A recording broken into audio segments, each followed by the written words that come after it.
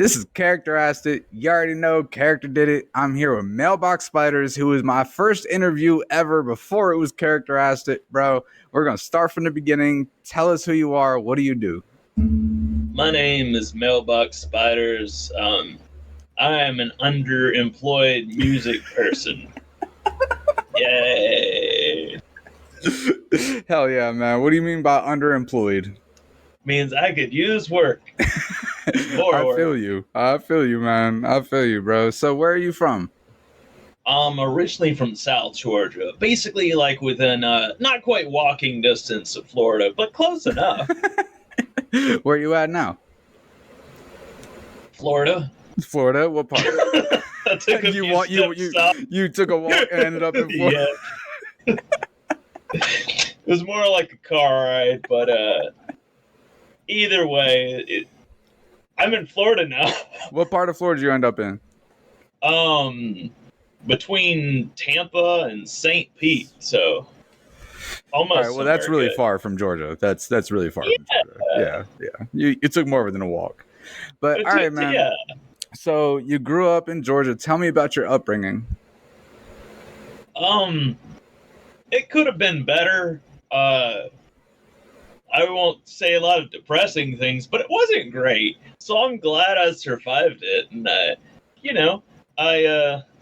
met a lot of amazing people over the years. Especially after high school. Like, I wouldn't say I was necessarily awkward in high school, but I was awkward in high school.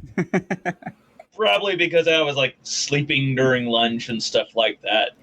And then I still managed to meet people because they were like three young women who were friends, and they thought maybe I was depressed or something. And yes, but also I got like 3 hours of sleep most nights. And I was saving up all my money from lunch money to buy CDs, because that was important back in the 2000s, Damn right. How old are you? 37. All right, man. I'm 35, bro. It happens. We keep aging. We can't stop it. That's true. But okay, so I'm not going to force you to get into anything, but you skipped over some, there was some very big struggles in your upbringing. And if you don't want to talk about it, that's fine. But if you would like to open up about it, bro, I'm all ears. How open do you want me to get? As open as you want to be, man. Make me uncomfortable. Make them uncomfortable, bro. Okay. Like my interviews are about truth of self, Oh, yeah. So child abuse was very important part of my childhood. It took a lot of thankfully my mom was a good example of like how to get out of a bad relationship eventually. She was there for a while. I mean, my dad was a very powerful character. He's gone now. The universe was like, here's a gift, and he's gone. So I have missed him at points, and if he had grown up as a human being and become a good person, I would have been like, hey, let's go hang out. But it's like, no, even when we go hang out, you nearly kill me in a car wreck and stuff like that because you can't drive for shit, even though you think you can. Damn, bro. That was kind of a nice little summation of. How old were you when your mom got away from him? That was like senior year of high school. So God, that's a long time, bro. It was way too long. And then, when it finally happened, I was like, I'm not going to school anymore. And then my mom, after like a week, is like, you're going to school some more. And so we talked to the counselor, and then it was like, hey, I wonder if we can get you in some college classes while you're in high school. It's like, cool, anything to get me out of there. They had this thing called post-secondary option. Okay. They have similar things, various high schools, but I was like, sure, I'll do this. And my mom's like, you should only go half the time. And I was like, no, I should go the whole time. And then it's like, so I'm stuck at high school in these classes that I didn't need for half the day. And then I have to rush over to my college classes, and it's like, I could have been like a whole year into college before I had even technically started college.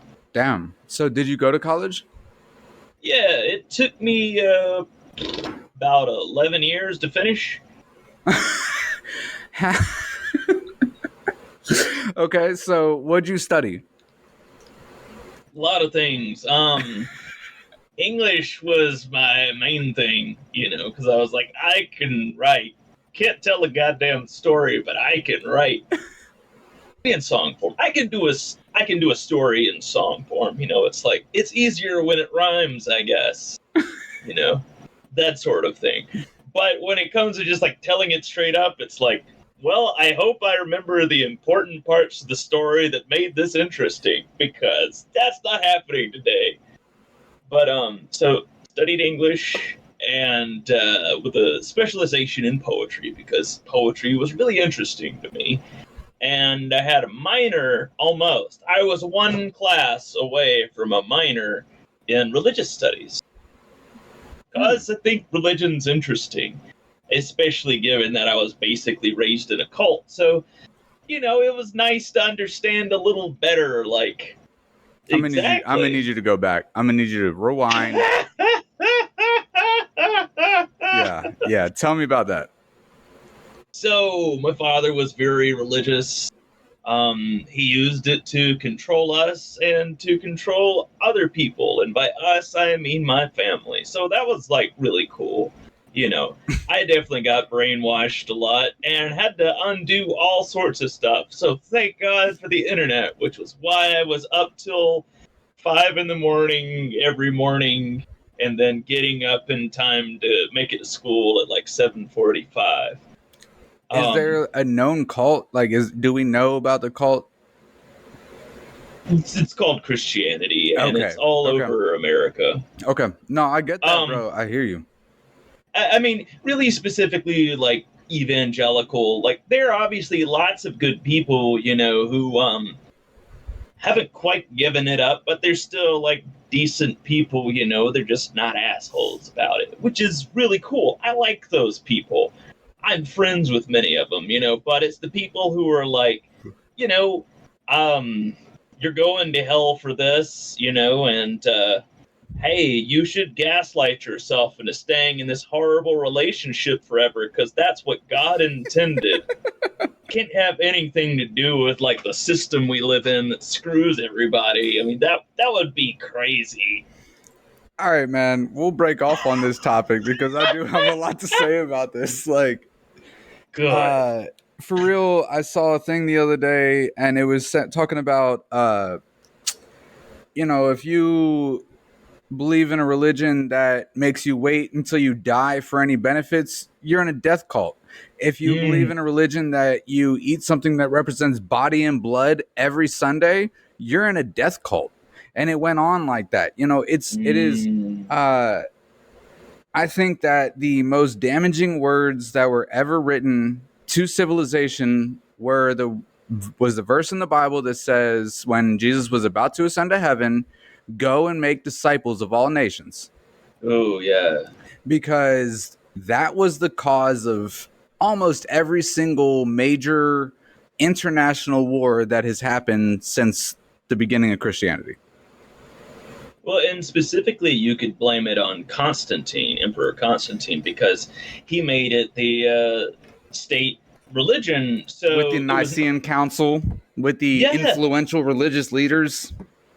So it was an even more. It was a diluted version of what was already kind of awful for the most part.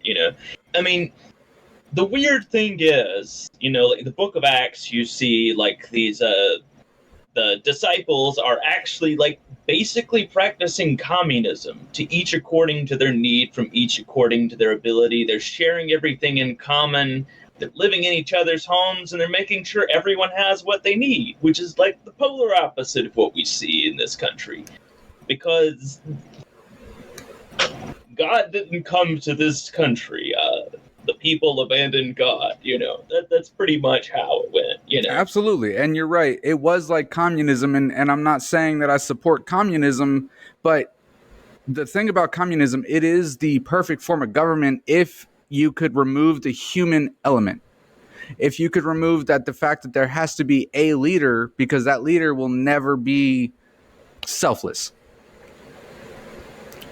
There have been some pretty selfless ones, but I'll just leave it at Look up Thomas Sankara, I don't know anything among about others. it. Okay. I can always send you more information, but so that we don't get too political, because I can make the we'll entire offend some people. We might cut some of this out because we'll offend some people. I'm not even worried about offending people. It's just I don't want people to turn it off before I've had a chance to tell them the truth about life. But anyway, so yeah. But yeah, so I mean, you look at the system we're in, and it's like, well, if that system doesn't work because there are fallible people at the head of everything, imagine how bad it must be here. Facts, bro. Facts, man. It's all propaganda. It's all propaganda. But what was it that made it take you 11 years to get you your degree? Life happened. So my dad dies a few years after I got out of high school. I guess about 6 years, 5 years, something like that. Time is an illusion. So he dies. 2 months before that, my cousin dies.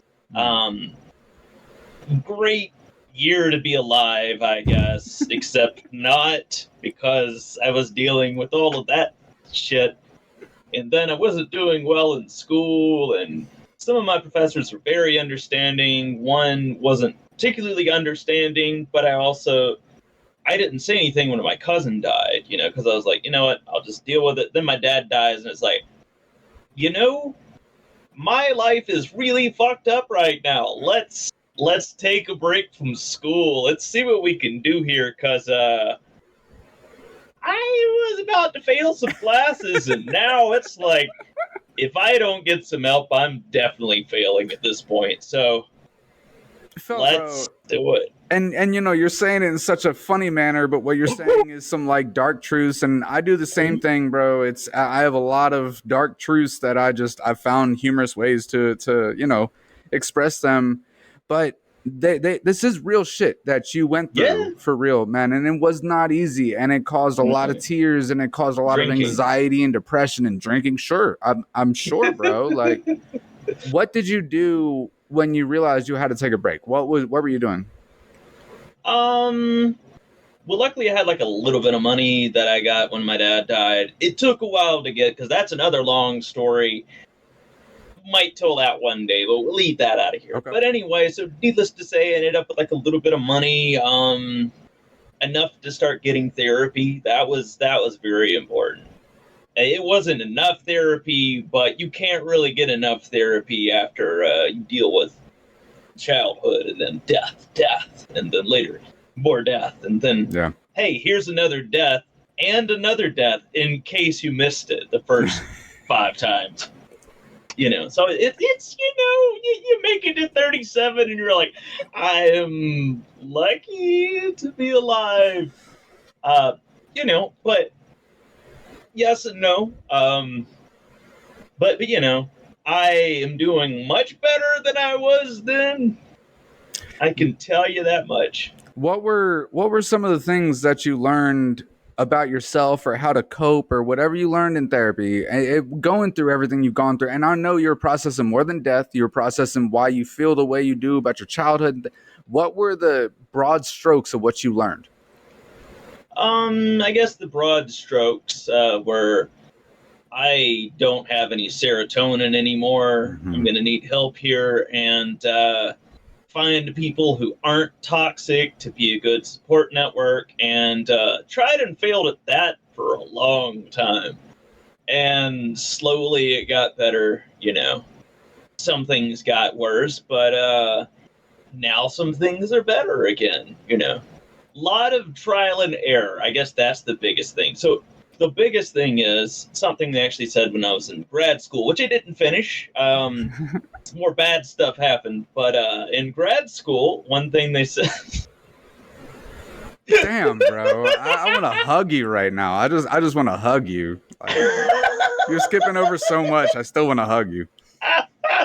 but thank you. But yeah. So basically, one thing I learned in grad school more than anything probably was the human beings are incredibly resilient, which is another way of saying we put up a lot of bullshit and keep going, you know.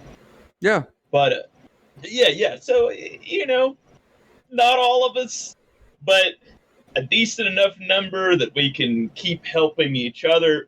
And that's kind of, ever since then I've been like, you know what? There's no sense in trying to be like a badass or something in life anymore. Let's just try to help people, That seems like the only reasonable thing. Which I tried to do a lot before that, but then it's like more and more, it's like, I could have been that person or that one, or, I could just like wave in different directions for like the next 3 years and find someone, who it's like, hey, that person could have been saved. Not in the Jesus way, but in the real way, Hell yeah, man. I feel that. And man, I want to interview you in like 2-3 years when you're ready to fucking really speak on this shit, bro. Like, no pressure, but, expressing the shit you've gone through can really help other people that are going through something similar. I'm talking to a guy right now in a group chat that's, in my opinion, he is at the cusp of a relationship that is just like the one that fucked me up for 15 years. And I keep trying to tell him, bruh, just step away. If a relationship is not making your life easier in every way, then it's not worth it, But those are just life lessons that we all got to learn. And you've gone through it, bro. Respect to your mentality and like your nonchalantness. It's a little bit of denial, but it's also a little bit of I'm dealing with it, and this is how I'm dealing with it right now. I may deal with it differently in a couple of years, but respect to it, for real. Thank you. When did you start making music? I don't really remember. I remember that when I was a child, I would make lots of little voices, like imitating everything. Like I did a really good Mickey Mouse. By the time I was like 5, it's like, well, I think we should go to the playground today and do some drugs. It's like, Mickey, that's a bad idea. But instead, I taught like Danny from The Shining, like, rad rhyme. So it would have been like, no, Mickey, don't go to the playground and do drugs. Ronald Reagan said it was bad. That sort of thing. That's hilarious. Although it wouldn't have been Ronald Reagan and Nancy Reagan at that point, it would have been, I guess, early on. Yeah, around then it probably would have been George Herbert or George, whatever the dad's name. That George awful, H. Bush. I don't know. I think it's Herbert. George H. Bush. Yeah. Yeah. That man, half man, half monster, more like 99% monster. Anyway, so he was in office, and he's still carrying on the whole Reagan stuff of like, screw all of you, you're poor and need things. Here, suffering, have it. It's yours. Damn, bro. Damn. So, how has everything you've gone through affected your music? Oh man, it's gotten darker and darker and darker. No, actually, some of it eventually got to be kind of happy. I met some really amazing people over the years, and also was just like, man, this music is depressing me. It's not helping me anymore to be this depressed. So let's try to figure things out. And when I'm pressing through, and breaking through the threshold, transcending, as it were, let's put that feeling in the music and let's help other people. Like if Eminem were good as opposed to just incredibly toxic and wealthy, like if he had good lyrics instead of just making up all the shit that he later comments about, like, I can't believe y'all don't like my shock rap. It's like, yeah, because it sucks. That sort of thing. It's like, why is he still so popular? Well, that says a lot of things about our society that need to be fixed, but we live in America. Nothing about our society will ever be fixed, bro. Nothing. Well, eventually it's going to fall under its own weight, I mean, yeah, not fixed. It'll collapse, but it's not going to be fixed. Well, collapse when you're like trapped in horrible place, that's eventually how you get out. If there's no light above you, you can't climb towards it. You're like trapped in this building that's just all walls and no windows. And suddenly, like the roof collapses and it's like, most of us died, but we could crawl over the top of the corpses onto to the rocks. And then like 5 of us can survive and form a new government and society, kind of like my life. It's like everything collapsed around me, but I saw the light, and it was like, I really want to walk into that. Let's go the other way. Let's climb out of this shit, and say hello to all the fresh new faces and buy some sunscreen because I've been in a cave for so long.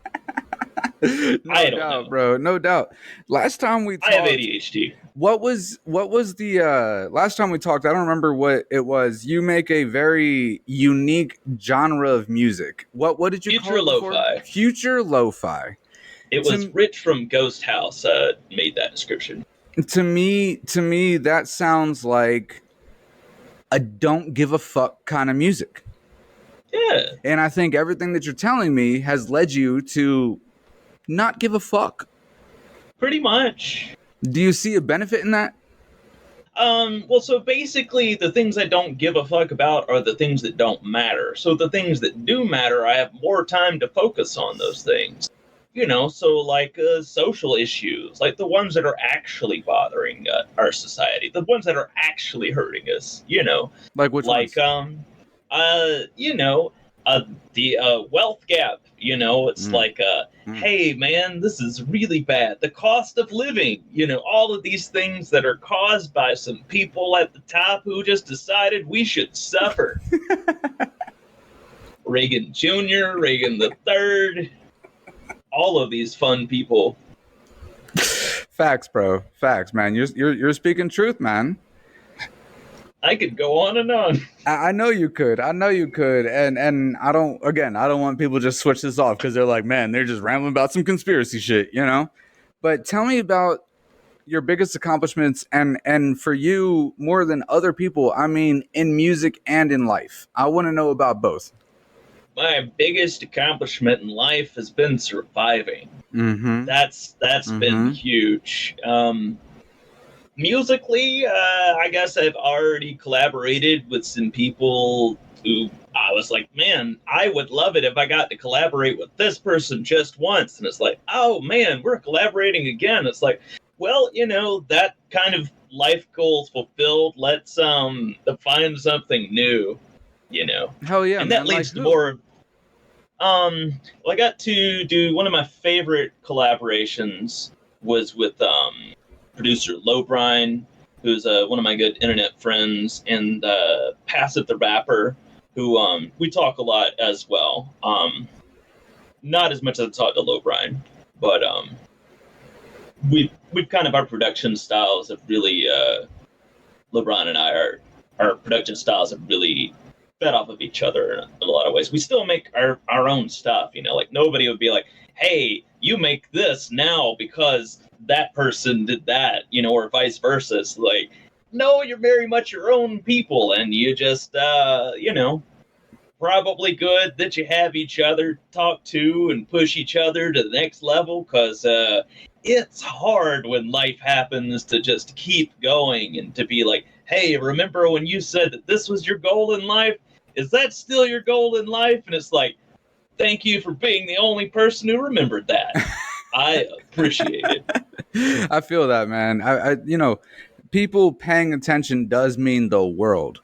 When someone hits me up about some interview I did a while ago, and I'm like, damn, bro, like, thank you. Like, I appreciate that, man. Yeah. What has been your? It was really cool that we did that interview, because then it was like, hey, it was weird, because it was like, I had never really expected all that stuff to happen. It was all such a weird twist of events, The guy was originally going to interview me, and then, like, that fell through, and then I get interviewed by you, and it turns out really cool. Then all of a sudden, it's like, I invite all these other people to this one server where a lot of people who want to interview people went. I guess technically there was one other interview I did before you that kind of inspired me to be like, okay, Mm-hmm. shit, yeah, if somebody asked me, I'll do it. But yeah, I haven't talked to him in a while, but yeah, anyway, all that to say, like, it led to more interviews and stuff like that, and to getting other people to start interviewing people who do a pretty good job. And so, the whole thing, I guess, to not ramble is to come together is all collaboration. It's pushing other people to do more and to do better, and just doing that like exponentially, because the more we do that with all of our our little in groups or whatever, the more it helps all of us, and it just keeps multiplying. Absolutely, man. It is all about collabing. It's all about supporting because there's 8 something billion people on this earth. There is enough out there for all of us. It is not a Yes. competition anymore. We just need to work together, collab, figure out how we can support each other, and just go from there. That's really what this new social media hustle is about. I really believe that. Yeah. And you've definitely shown that. It's like, I don't see that much positivity from a lot of people on the internet, but I'm glad I see it with what you're doing, because, if it had come from somebody else, I'd be like, this might be fake. But then, like, I see it with you, and it's like, no, you actually do care, and it's like, I love to see it. I appreciate that, man. I really do. What have been, now I know you did just talk about all of the biggest obstacles in your life, so you don't need to touch, unless you want to touch any more on those, you can touch them, you're welcome to touch on it. But what have been your biggest obstacles in music? I guess the biggest thing was life. That was my biggest Mm-hmm. thing, so by the time I was about 24, after my dad died, I was like, hey, what is it that I promised to myself that I would do with my life that maybe I wasn't doing, because I was like, oh, I'll wait till after this happens. Then it was like, I should just get really good at music. And so I got okay at music, and then started playing guitar a lot and singing and stuff. And then I went and recorded a demo. But it was like a month after I had met this woman that I ended up in a relationship with for 3.5 years, and it was kind of toxic. And so I kind of gave up on a lot of what I was doing with Yeah. music, so I didn't end up going and touring a bunch and stuff like that, So probably should have in my 20s, that's kind of the prime time, should have done a lot of stuff, and instead I was like, let's throw this away because here is a relationship, and it wasn't like the worst trade in the world, now I have plenty more to sing and rap and talk about, but at the same time, it's like, what if? What a no doubt, bro. And that is kind of the bitch of those kind of situations is like you wouldn't be the person you are without it, but it doesn't make you happy you went through it. No. No, not at all, bro. I was in one of those for 15 years. It was no fucking fun, man. Uh where does the name come from? Mailbox spiders. Where does that come from? So one time I had like just made a cup of coffee, and I was like, hey, I should probably go check the mail. It's been a while. I go outside there and I open up the mailbox, and it's like, oh, nice, a spider. Let's not get the mail right now. So I go inside, I get a wooden dowel, and I'm like, hey, let's free this spider. And so I like twisted it in there, and it's like, hey, you can come out now. And then like I put it on the grass, and I was like, okay, now I can put my hand in here without worrying about getting bitten. And okay, I thought that was going to end with something terrible. Yes, Okay. my music career. No, I was kidding. The reign of terror. Man, all right. So your music career, do you see, tell me about the progress you've seen. I know you got the collabs and everything, but you're growing every day. You focus a lot on Discord. Oh yeah. Tell me about how you've grown and how much and the ways that you have grown. Well, I guess I've grown to where I've got a decent style of mixing and mastering, which I definitely did not have when I started those things. And I've got a lot of people I can get decent feedback from now too.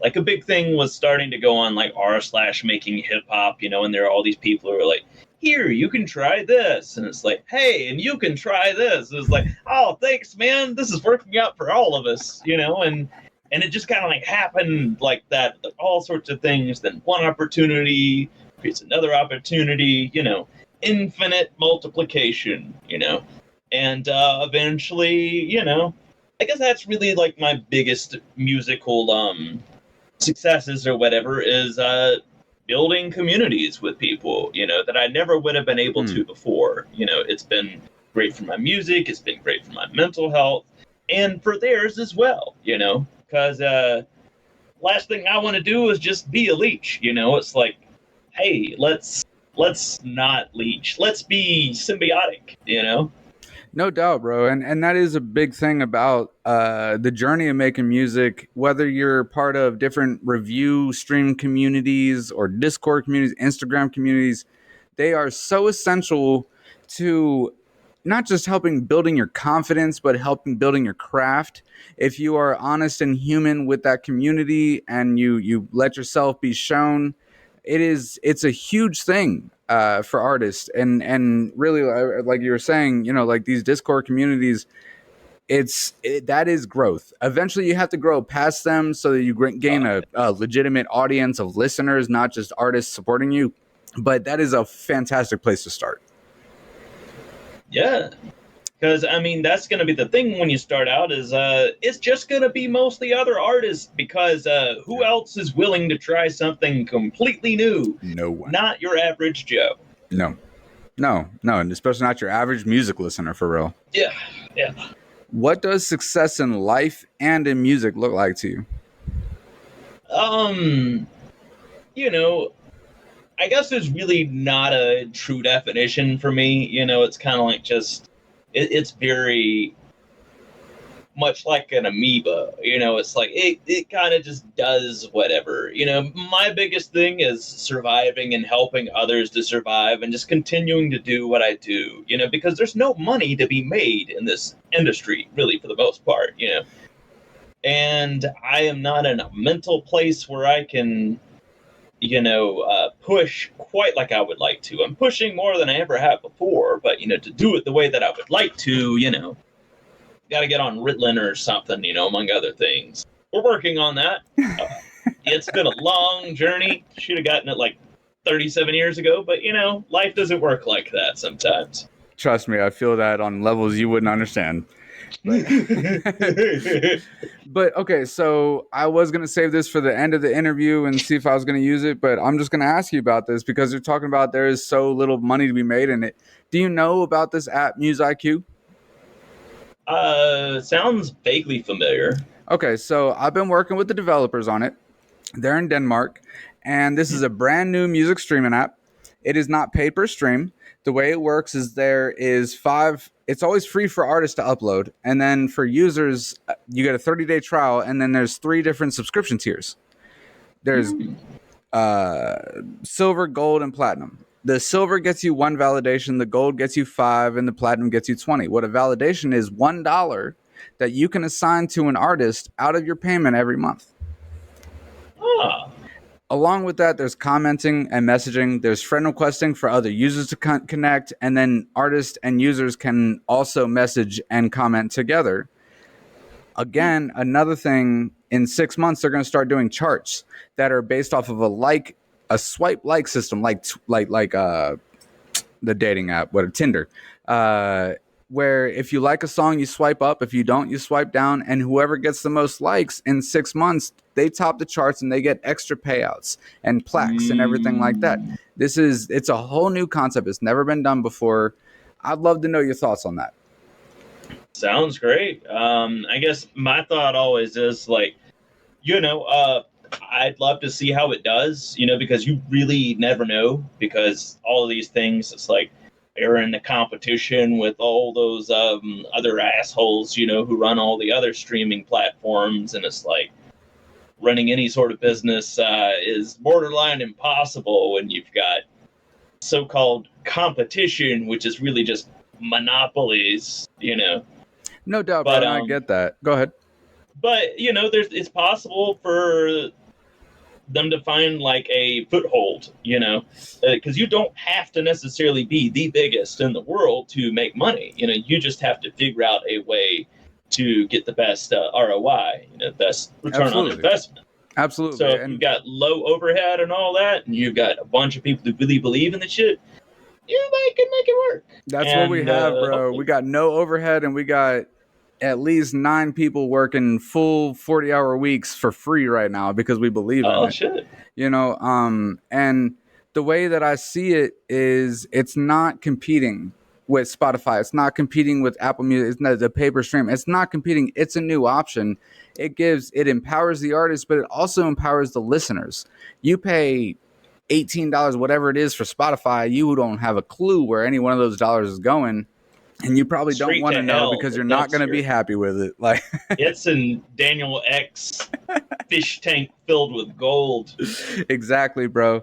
And I really believe in the concept because I've spoken to artists, I've spoken to listeners who are like, oh man, I would love to be a part of that. I would love it. The beta launch was a few Fridays ago. The official launch is September 1st.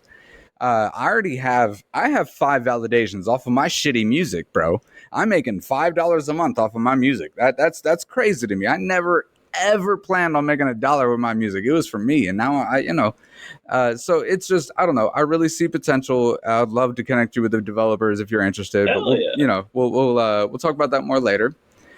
If you could go back and tell your younger self anything, what would it be? How edgy do we need to get here?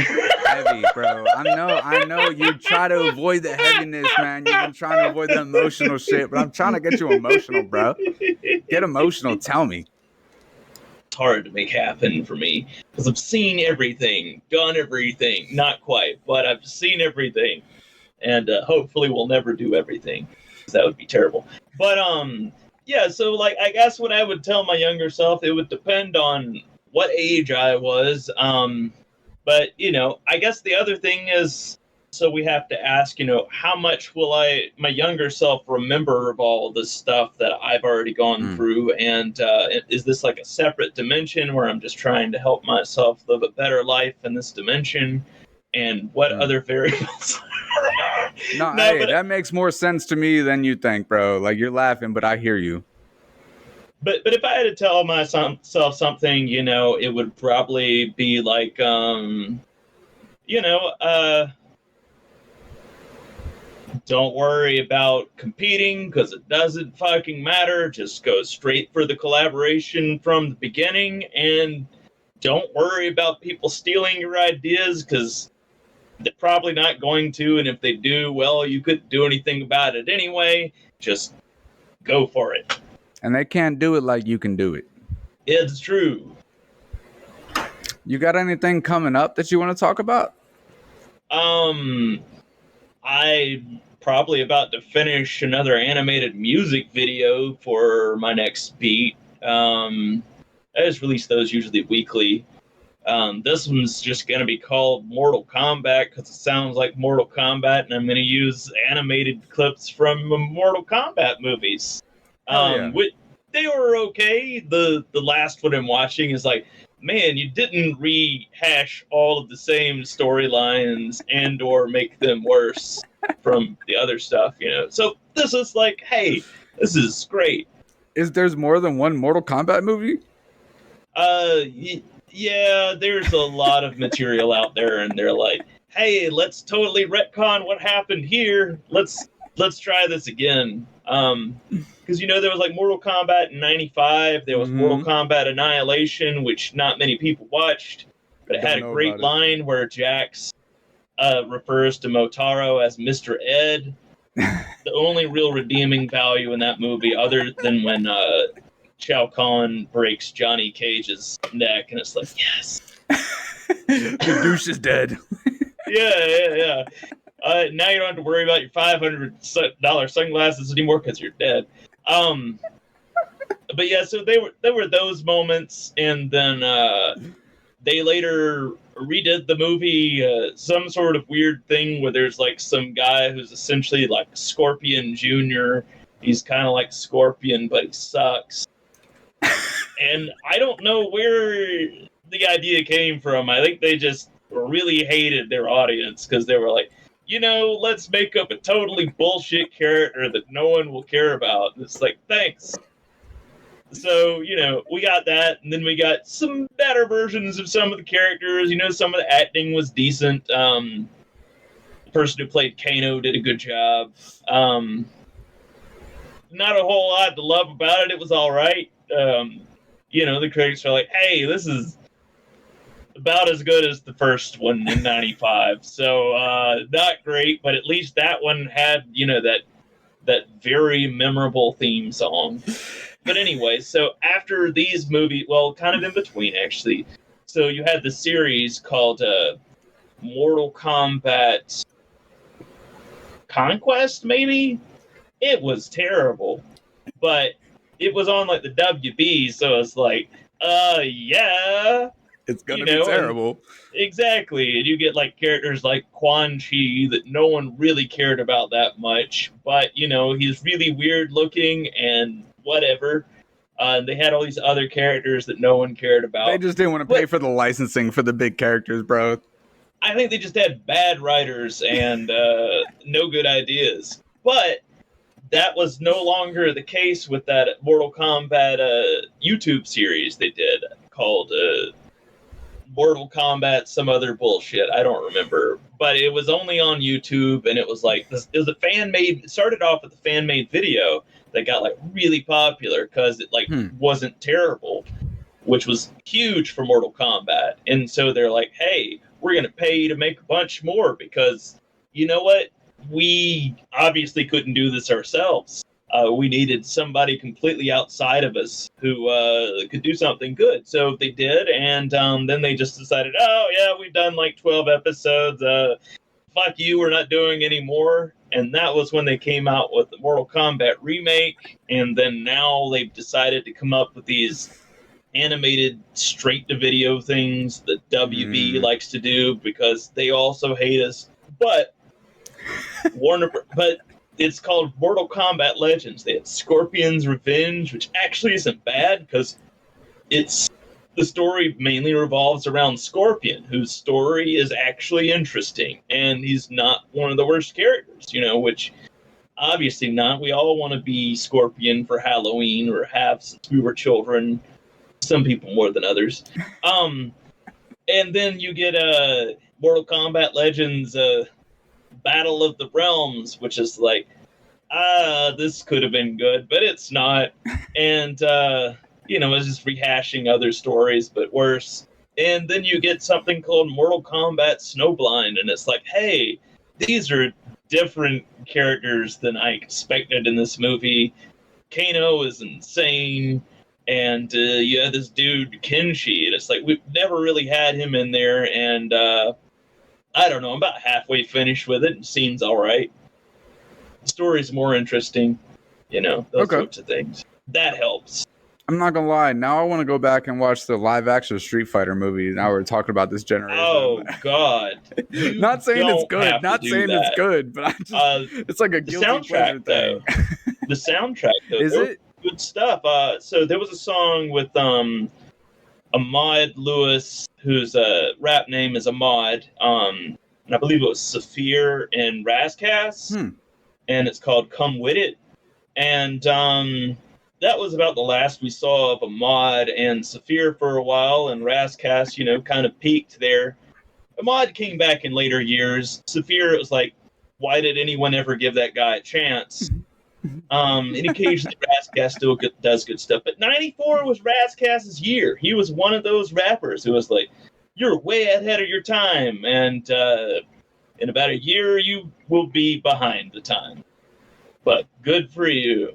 Man, all right, so you have like a deep understanding, everything, like deeper than of movies and of music. You've really studied it. You understand more than most people do. What direction do you see music going from here? Because it's lost right now, in my opinion.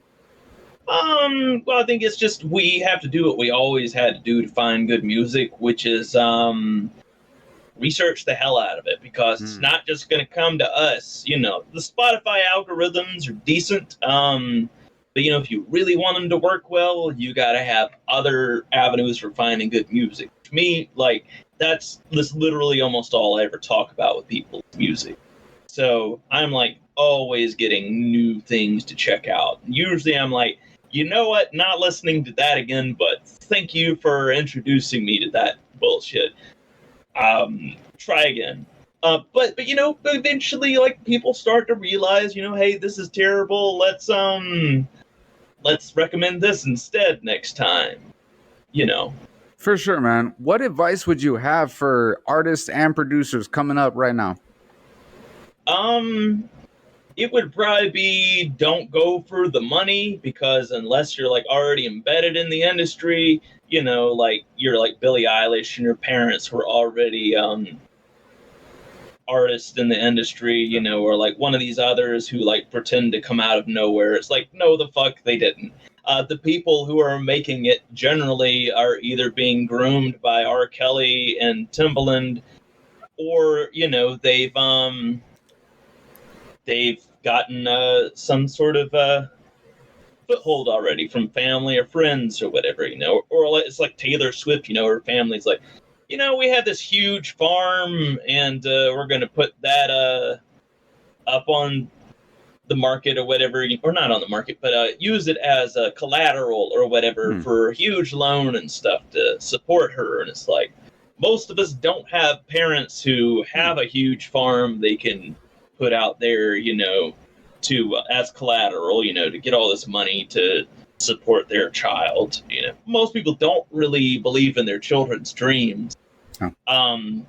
You know, and those who do, you know, they usually, again, they don't have infinite money cheats. You know, they've got to be like, nah, this isn't going to happen.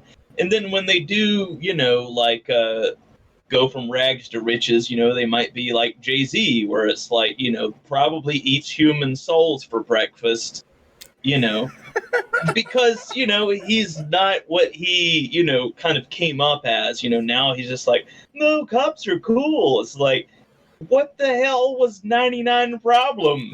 Like, did you just make them all go away by selling your soul? I mean, what is this, Jay-Z? I knew you were fake from the beginning, but why? Anyway, yeah, I mean, clearly he sold his soul at some point, because you don't make dollars without selling your soul, you know? Absolutely, man. And 99 Problems is a song so many people do not understand. They don't understand what that song is. It is not about women, bro. Bitches is canines. That's his whole message in that. You know, if you listen to the verses, he spells it out, bro. You're not hearing him. But you're right, bro. Like, people do sell out, and is you know, I'm hoping that this new generation of artists that are coming up, I believe there's about to be a shift in the music industry where, you know, the Taylor Swifts and things like that, we haven't had a breakout star this century. I mean, this decade. Yeah. Not at all. You know, it's since the 2020 started, there's not been a superstar, because people are fans of songs, not artists anymore. Well, and it's just also fragmented. I mean, yeah, like you said, you know, it's like songs, ever since like the Napster era, singles have suddenly begun to start taking over more, because, you know, it's like, hey, we don't have to buy this whole shitty CD to listen to that one good song, you know. Screw you, Sugar Ray.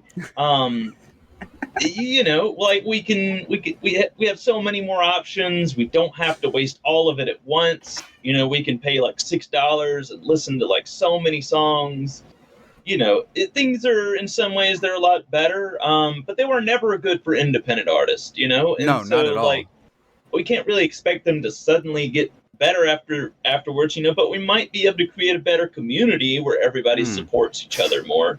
But, you know, I don't think music has ever really been lost. I think the whole thing was from the beginning, when money became a part of the equation, you know, and everybody was like, there was a dollar sign on everybody's heads. That was when the real problem started, you know, and we've never really gotten past that, because I don't even blame people for selling out to a certain extent. Now, if you're like narking on all your friends, go to hell. But, you know, if you're just like doing things for a little more money. I mean, there's no ethical consumption in the system. You know, it's everything is going to lead to something else awful, you know, if you're not like well versed on what needs to be done.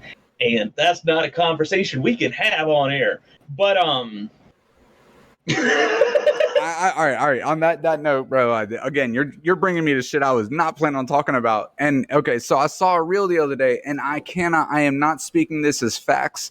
This was on a reel. I have not done my research to confirm this, but the reel said that the same people that own the biggest record labels own prisons, and they pay artists more to talk about crimes and ignorant things that inspire people to commit crimes.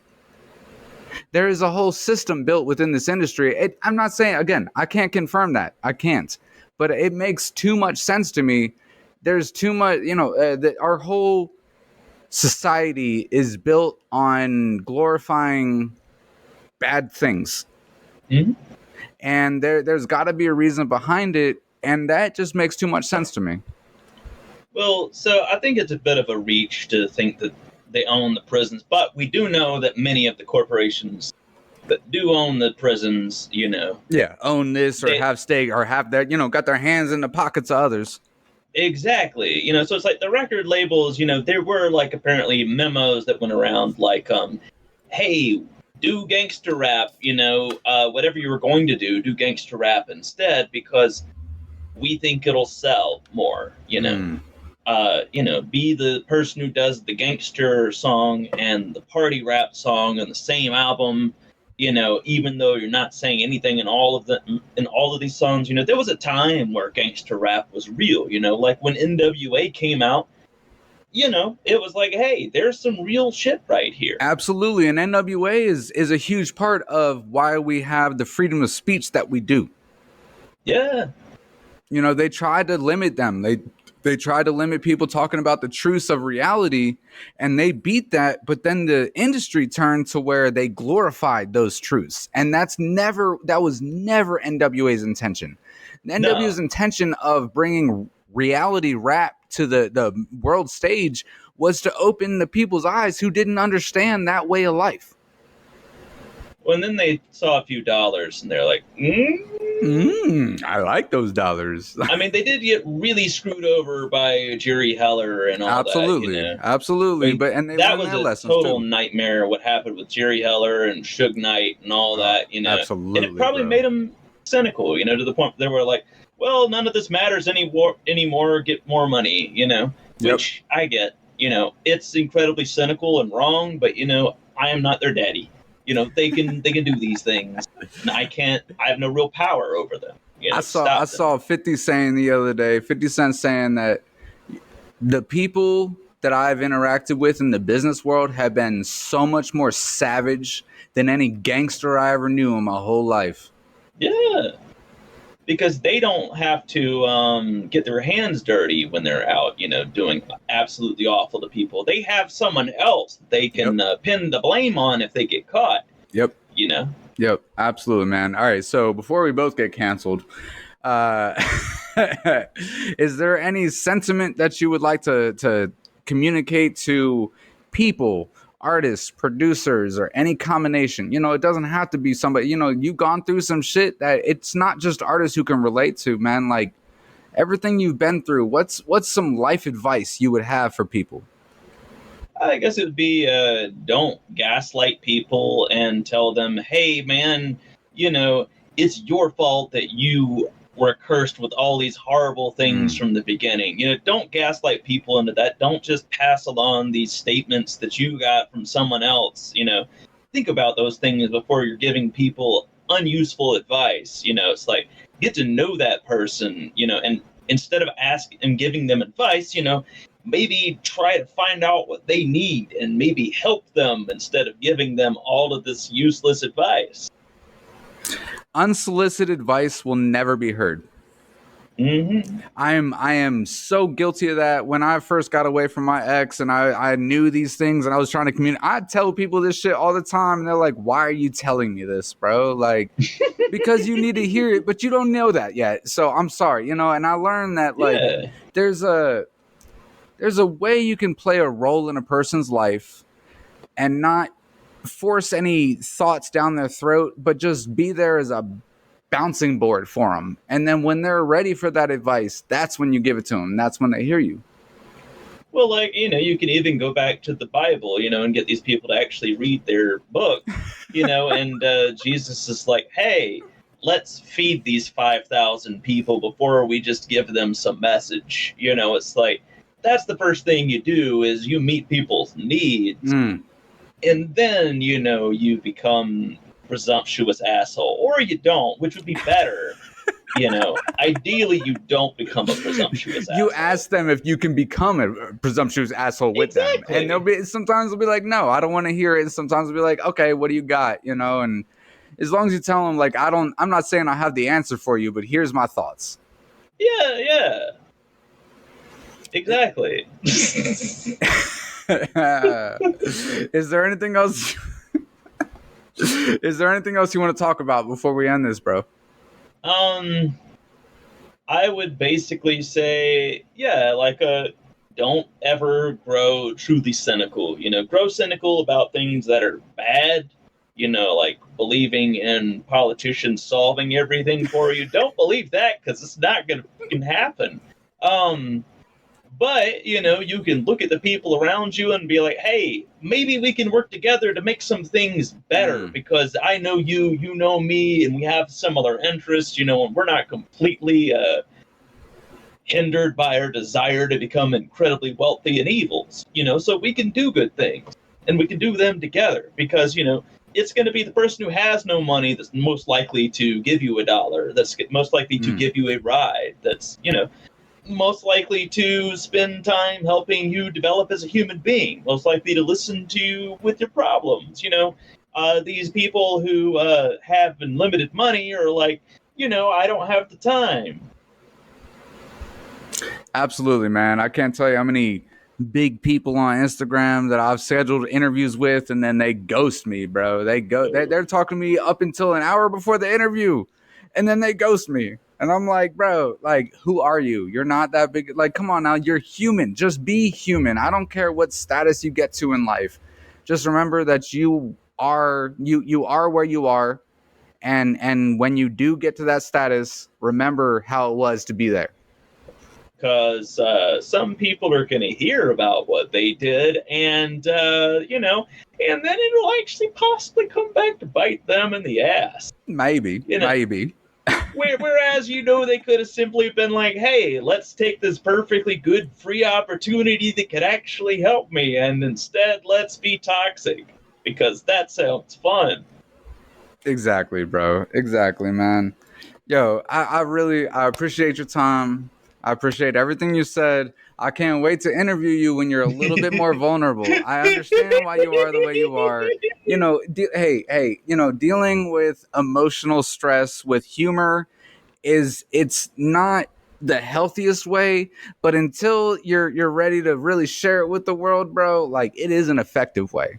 It's an effective way for you to stay on top, and it's an effective way for you to communicate to other people that like, hey, I've been through this and look at me, I'm still laughing. I'm happy. I'm not mad at it. I've grown, I'm better. Well, it's like the difference between Friedrich Nietzsche and Albert Camus, where like Friedrich Nietzsche's like, everything's horrible and has no meaning, and then Albert Camus is like, everything has no meaning. Great, let's give it meaning, because we realize that that's the most important thing, And then then write a bunch of cool things in French and wear cool jackets and smoke the occasional cigarette and then get in a horrible accident. Don't do that. So you're saying like there's like a balance between those two concepts where it's like nothing means anything and make your own definition of what everything means? Not really. I'm just saying that you have one that's like just staying in this land of everything is meaningless, and the other one's like, that's great. But moving on, what can we do from here? We can understand that there's a whole nother world beyond that terrible land of everything is meaningless. And it's the land where you realize you're in the real world now, and you have to figure things out. Hell yeah. No, I get that, man. But yeah, I really appreciate your time, bro. This has been Character Asked Likewise. It with Mailbox Spiders. I'll see y'all next time. Peace out.